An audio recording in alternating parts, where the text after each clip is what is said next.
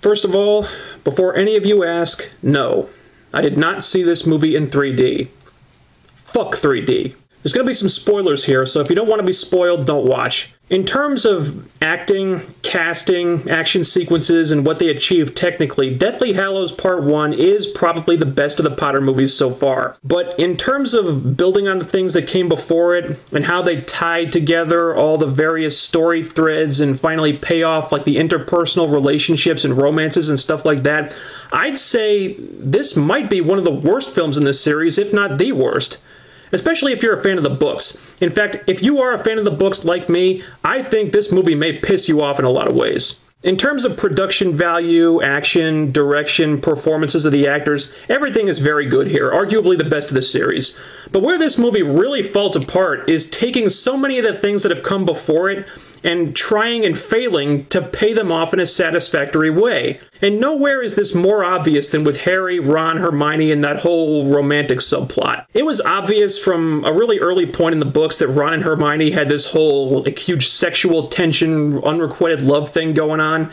In the movies, it's a little different. And I think it all started to go wrong in Prisoner of Azkaban, where the producers and the studio, and especially the screenwriter, Steve Kloves, must have taken one look at the hot piece of ass Emma Watson turned into the second she hit puberty, and they said to themselves, wow, this girl's getting really hot.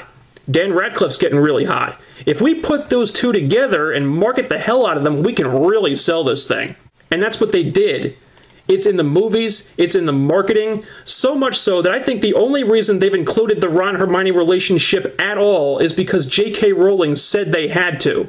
If she hadn't been a factor, I honestly think they would have killed Ron off by now, because with the way this is all played out, he comes off as more of a hindrance to the Harry-Hermione pairing than anything else. A pairing that never existed in the books whatsoever. But there's so much attention in these movies paid to developing the relationship of Harry and Hermione. They're portrayed as being closer friends. They understand each other much better. They rely much more on each other. They have a deeper connection than Harry and Ron do, and that Hermione and Ron do. When in the books, it's pretty much the exact opposite.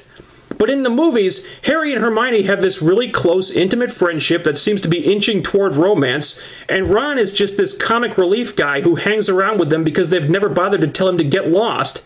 And I don't mean that it comes across that way in the acting or the chemistry. I mean, it's in the scripts. There's so many scenes in these movies where Ron is the butt of a joke or is made to look stupid, to the point where you really start to wonder why Harry and Hermione even keep this guy around. Because when you get right down to it, he's unwelcome. Most of the time, Harry and Hermione get along better and get more accomplished when Ron is not there. And why is he there? Because the books say he has to be there. Because his purpose in the books has been almost completely omitted by the filmmakers who took nearly all of his defining character moments, all his best redeeming qualities, and either seriously pared them down, gave them to Hermione, or just cut them out of the movies altogether. In fact, this entire series, pretty much from movie 3 onward, and there were even hints of it in parts 1 and 2 as well, have been the biggest fuck you to the Ron Weasley character I could ever imagine. I mean, I would be disgusted if I were Rupert Grint, because they really screwed that guy over. In fact, the only movie where he seemed to get a fair shake was Order of the Phoenix, and maybe this one to a lesser extent, but not much more than that at all. So here, when we're finally supposed to be getting the payoffs for the friendships and romantic relationships, none of it works. When Harry and Ron patch things up after their fight and reaffirm their friendship, you don't buy it. When Ron and Hermione tease the romantic tension between them, you don't buy it. It just comes off as forced and awkward now, because that's not the friendship or the romance that's been teased this whole time. If Hermione likes Ron so much, then why has she been flirting with Harry for the last 4 movies? And suddenly we're supposed to be invested in Harry getting together with Ron's sister when Ginny's had maybe 3 minutes of screen time in the last 5 movies combined?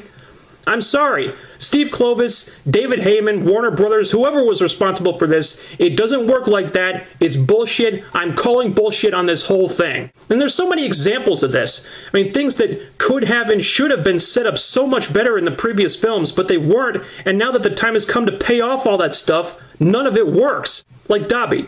In the books, Dobby shows up in parts 4, 5, 6, 7, and he's a really likable recurring character who's really close with Harry and gives him useful information and helps him out with stuff when he's in trouble and stuff like that, and they have this really kind of touching friendship.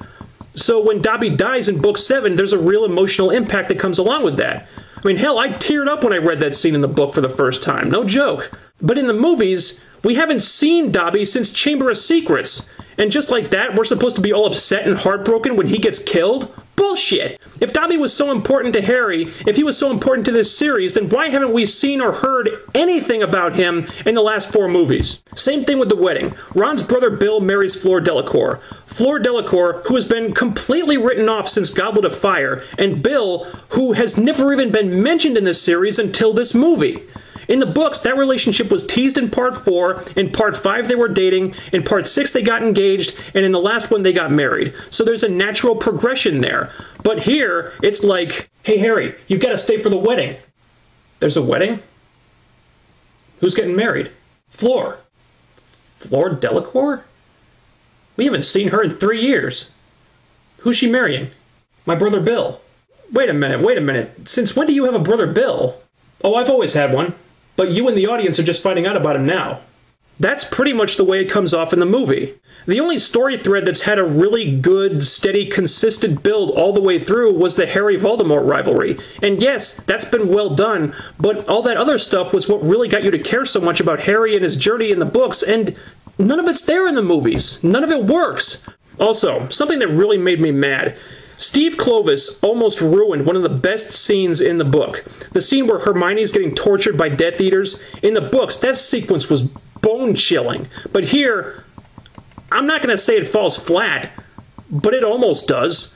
There isn't nearly enough dramatic tension, there's not much of a sense of urgency, you don't feel like Hermione's life is really in danger, and because of that, and because of the way that Dobby's character was so pared down, his death scene doesn't nearly have the impact that it should. I mean, that scene needed to hit you like a punch in the stomach, and it just doesn't. You know, I blame myself for seeing this thing. I went into this movie knowing that it was going to piss me off, because pretty much every movie in this series, starting with Prisoner of Azkaban, has pissed me off. Now, I've said many times that these movies get as much wrong as they get right, and unfortunately, Deathly Hallows Part 1 is no exception. If you're a fan of the movies, I'm sure you'll love this one. But if you're a fan of the books, I think you're going to find Deathly Hallows Part 1 kind of underwhelming. And that's a damn shame, because that really is an outstanding series of books. I'd recommend those books to anyone, but I can't honestly do that with these movies. Sorry, Warner Brothers.